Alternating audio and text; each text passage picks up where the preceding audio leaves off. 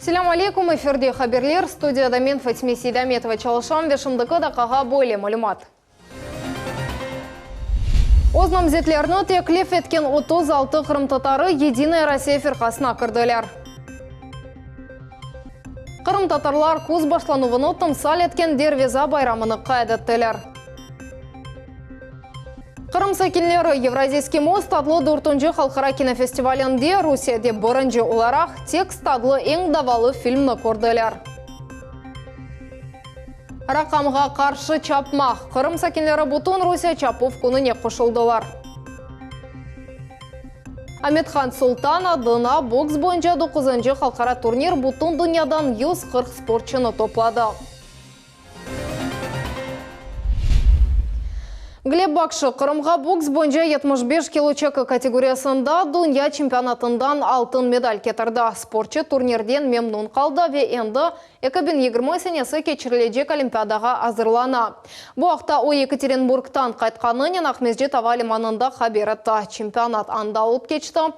Боксчыны су акрабалары, достлары ве Қырым Жымқыреті спорт ве бокс федерация везірлігінің векілері қаршыладылар.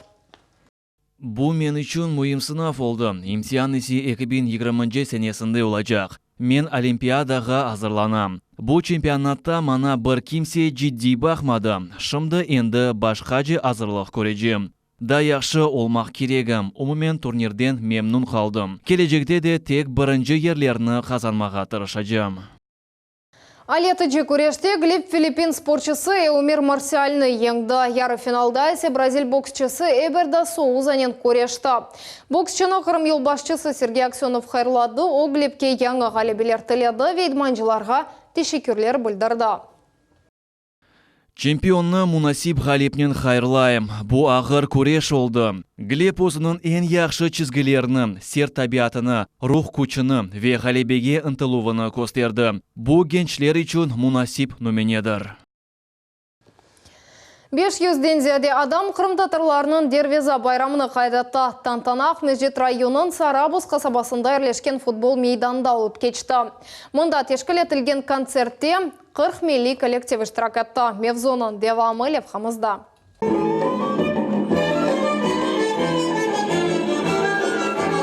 Қырым татарларының Дервиза байрамыны вокал ойын ансамблі ача. Бұ айны ат ташыған медениет ве санат фестивалінің ғалиплерідір. Бүгін региональ конкурсының нәтижелері чықарыла. Балаларымыз келді ве бүгін бізді эпіміздің қуанға жақлар.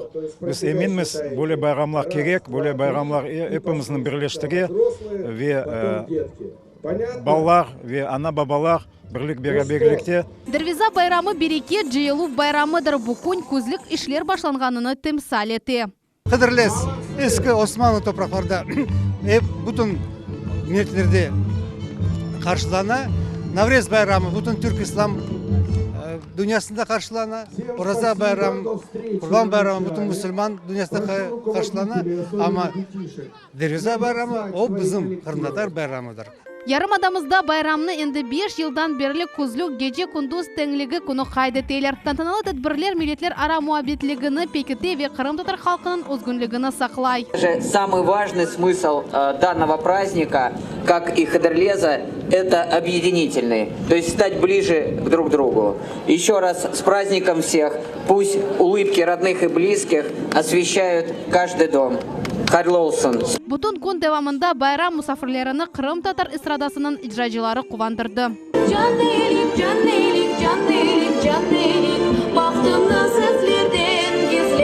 Келечек елі Дервиза фестиваліні да Азияда екені шуретте қайд етмеге планлаштыралар. Тешкілетчілар концертте іштірак етмеге істеген иджади коллективлеріні да ведетелер. Султания Каева, Диана Бекмамбетова, Аким Бекиров, Миллет үшін.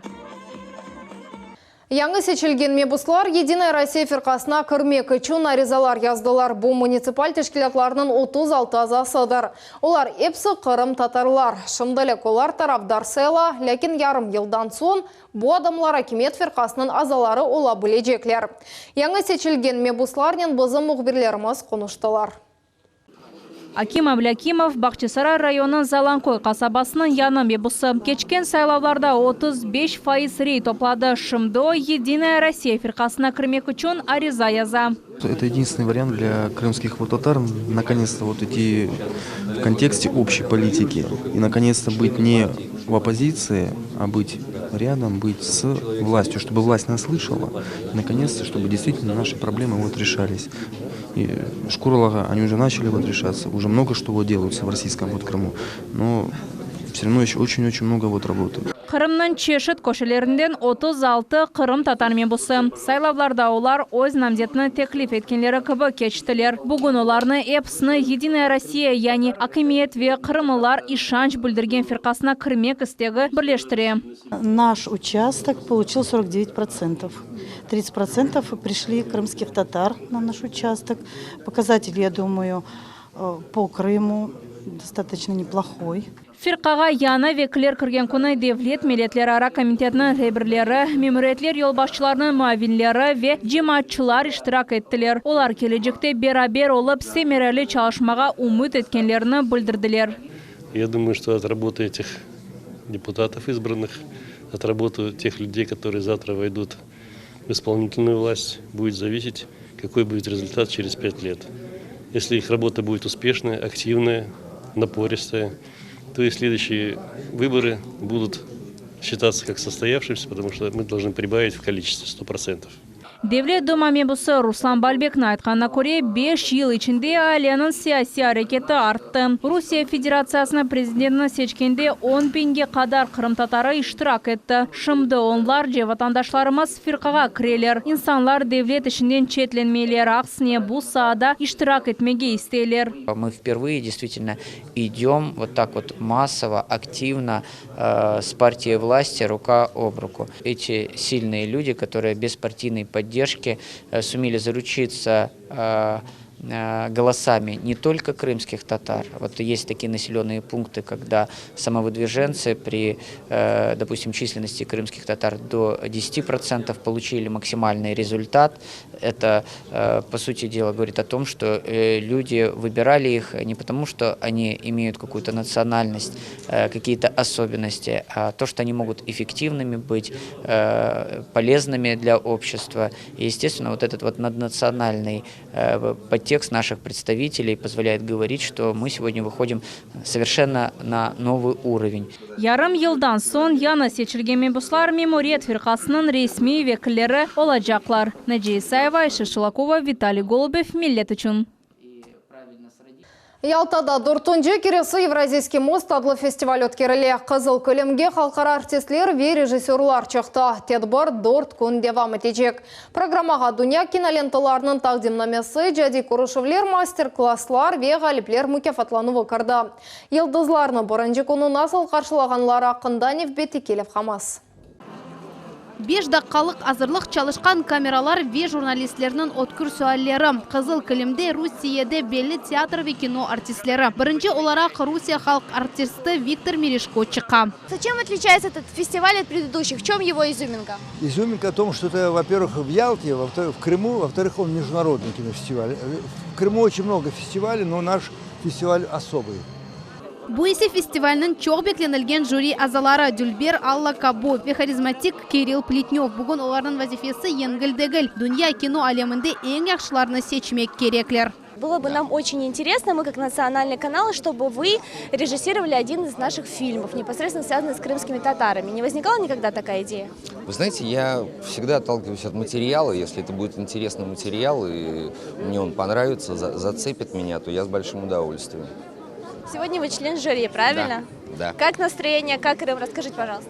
Слушайте, я спал 5 часов, потом был перелет, заселение в гостиницу, все это. Я пока еще ничего не понимаю, сейчас только вот так чуть-чуть в себя пришел. На кинофестиваль впервые приехали в Крым? На этот? Да, впервые. Евразийский мост фестивалі Ялтада 4-нчы кересі кечіріле мақсат Евразия физасында Крым кинематографыны ғайрыдан тіклемек ве рахбетлештірмектір. В этом году приехали 14 стран со всех континентов земного шара.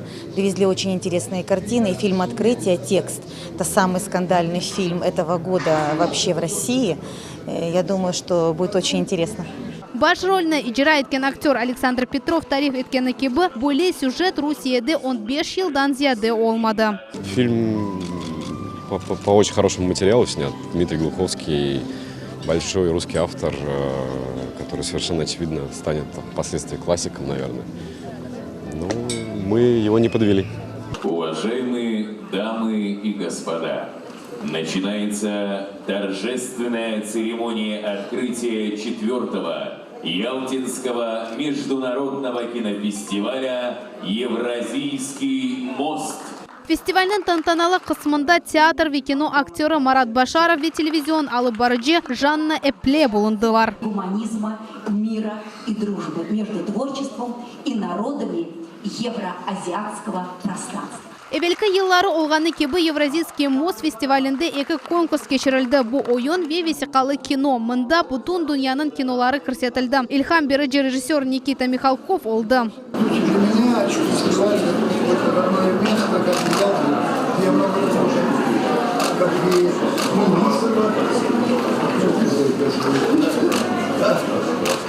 Я очень рад, что Алина в этом смысле настоящий инициатор и, так сказать, человек, который пестует фестиваль. Я думаю, что в ее руках мы будем вести и развивать. Ну, конечно, ему как Виктор Иванович Мелешко, который очень ревнует, что я стою рядом с ним, конечно. Ну, красавец. Тедбір дорт күн девам етежек. Бұл вақыт девамында матбуат конференциялары, ижади көрішулер, ачық авада фильмлер нумайыш yapılacak. Ве әлбетте тедбірнің ең парлақ қысымы киноленталар белгіленуі өткерілежек. Султания Истакаева, Севиля Меметова, Виталий Голубев, Миллет үшін. Ахмезжетте кросс нации адлы бутын Русия чапув куну олып кечті. Тедбор ярмадара қами телейін лавына кечкеніне бағышлана. Тешкелечуларының малюматына көре, екі бенге ақын инсан 5 километр месафені еңділер. Стартқа әрбір истеклі чықа болды. Вақы юз берген ерден Султания Истакаева тариф ете.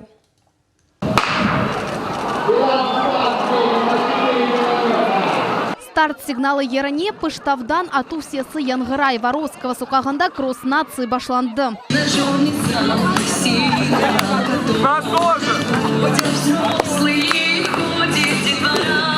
Мирчазлы акцияда талебе ве студентлер, спортчы ве авескерлар иштирак еттелер. Ең кичиклерге месафеде қысқача беріле шымдыліктік 1 километр. 7 яшлы Миша сыныфдашларының бірлікте мында тек ғалибе қазанмақ мақсадынен келділер. Санки рекорд қоймағы үшін чаптылар.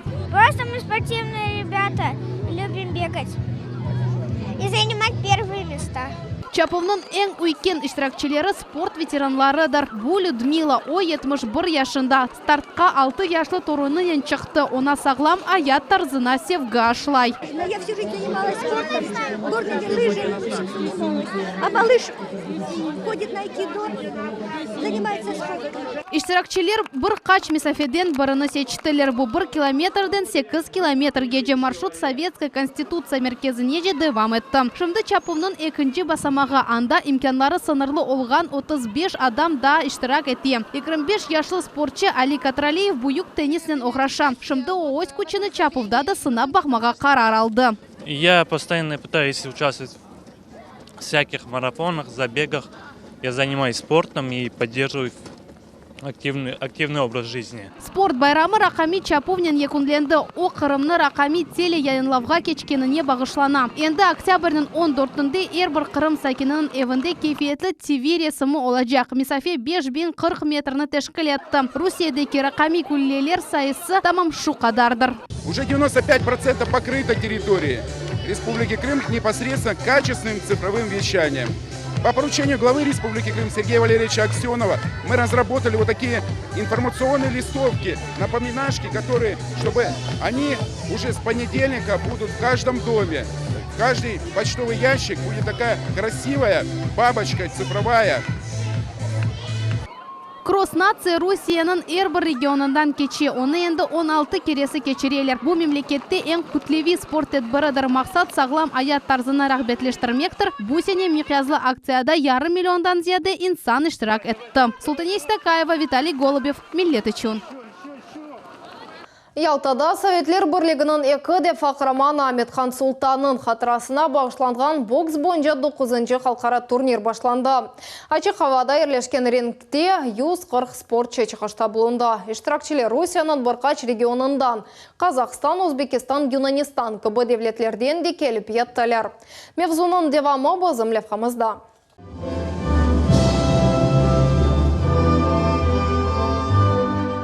Бокс бойынша ярыш башламаздан әвел Русия гимны яңғырай. Ялтада 9-шы халқара турнир башланан. О Эфсаневи учуджы Советлер бірлігінің екі фақыраманы Аметхан Султанның қатырасына бағышланған. Это наш дважды герой Советского Союза, крымский татарин.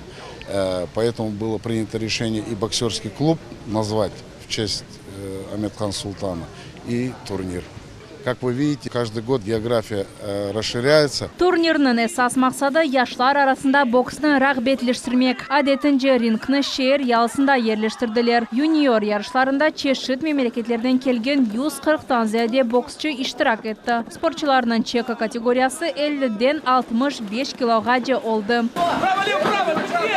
14 яшлы Дени Умаров Чеченистан пайтақты Грозный шерінден келді. О 2 ел девамында бокснен оғрашып, Астрахань, Донбай, Анапа, Сочи шерлерінде ярышларда иштирак етті. 8 муафақетлі чықышы бар. Ялтада кечкен халқара турнирде де ғалип чықмаға ниет ете. Сам захотел боксом заниматься, потому что у меня друзья занимаются. Заинтересовался и бокс пошел.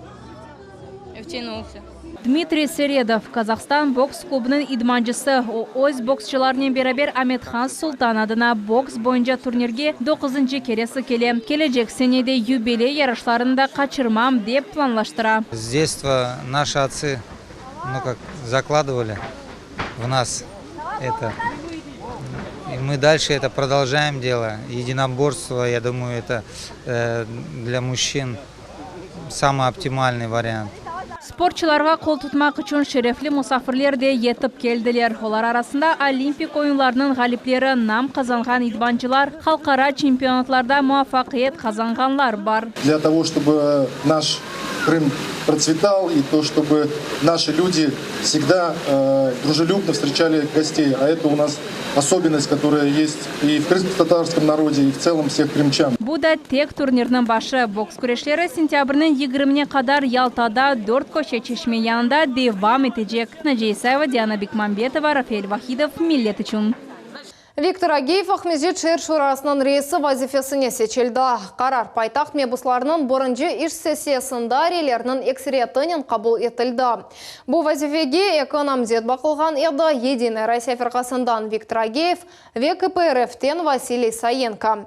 Риберов гызлі кечірілді бұндан да ғайры топлашывда Қырым пайтақты мемуриетінің яңы елбашчысы сечілежегі ақында илян етілді. Тетбір сентябрінің 30-на планлаштырылды. Бүгін сабарте Украина Қырымның сынырында 2 пунктыны қапатты. Оз көзлерінен көргенлер айтқанларына көре шымды Чонгар ве Кыланчак тарафтан машинада кечмекнің чәресі yok. Тек пияде yolcular кечелер. Машиналарны есе Чаплынка сыныр пунктына yolайлар. Русия пунктлары штат режимінде чалыша.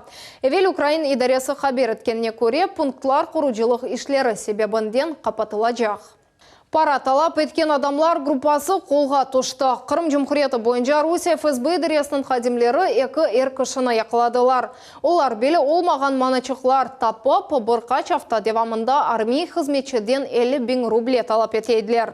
2019 сенесі сентябрінің 16-сында жинай группаның азылары арби қызметшіден пара алған вақыт яқыландылар. Шымды жинай иш açılды, махкеме қарарынен шекленілген адамлар 2 айға апске алындылар. Юзге яқын Қырым сәкені талқада іштірак еттілер. Тедбір бұтын дүния темізлі күніне ве бұтын Русия экологик талқасына бағышланды.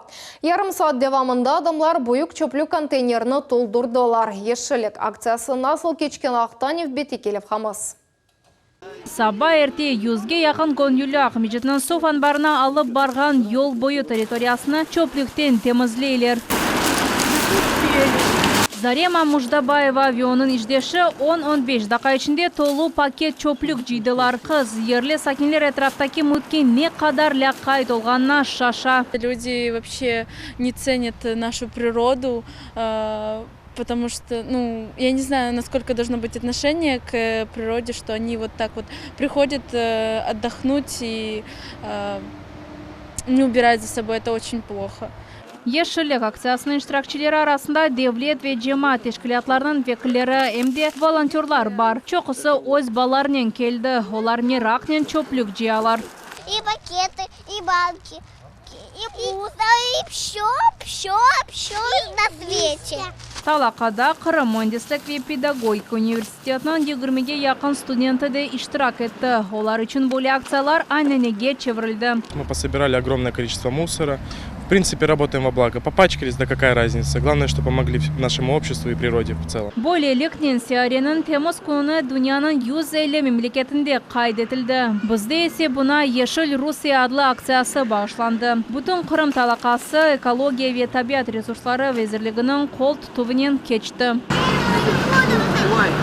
Temizlengen teritoriyanın kalemi 1 gektar oldu. O büyük çöplüknen ve kırmılarının hayat ve sağlığına tehlike doğurgan şeylerle dolu edi. Шприцы есть, надо быть очень аккуратным при сборе. Мы видим о том, что чуть ли разбитые телевизоры, вытащили кинескопы. И, к сожалению, не нужно далеко от дороги отходить, чтобы понять, что данный участок, к сожалению, большому загрязнен. Bir yarım saat devamında Yarımada sakinleri 30 kubometrgece kalıntı topladılar.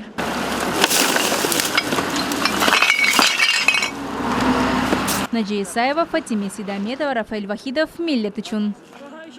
Kırım Futbol Birliği Premier Liga çempionatının 6. turunda Kızıltaş ve Kırım Teplitsa adlı futbol takımları arasındaki maç 1-1 hesabıyla yakınlandı. Oyunun kergin 30 dakikası geçken son Молодежная kasabasından kelgen musafirler birinci olup gol urdular. Bahçesaray takımının futbolcusu yanlış pas urup öz rakiplerine yangi imkanlar açtı.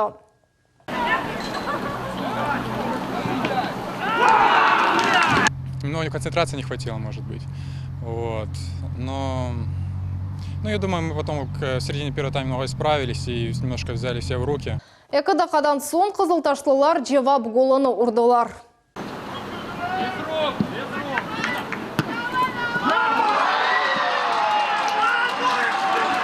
Екінші таймда Қызылташның голкипері қапыларыны қорчалап, рақыплерінің ұрывы нәтижесінде башыны яралады. Бұна бақмадан мейданны терк етмеді.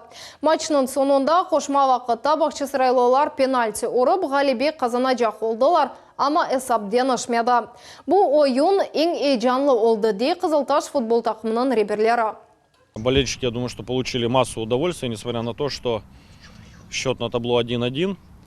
Мы играли наверное, с одной из самых сильных команд крымского чемпионата. У нас принципиальная всегда борьба. Как даже назвали борьба амбиций. Трибуны уже не сидели, а просто вскакивали. И атмосфера была, конечно, по-настоящему футбольная. Холли фестивалі пайтақтың ратлық бақшасына яраштырды. Ойын музыкасы ve çoğ boy etrafında 100'den ziyade insan toplandı.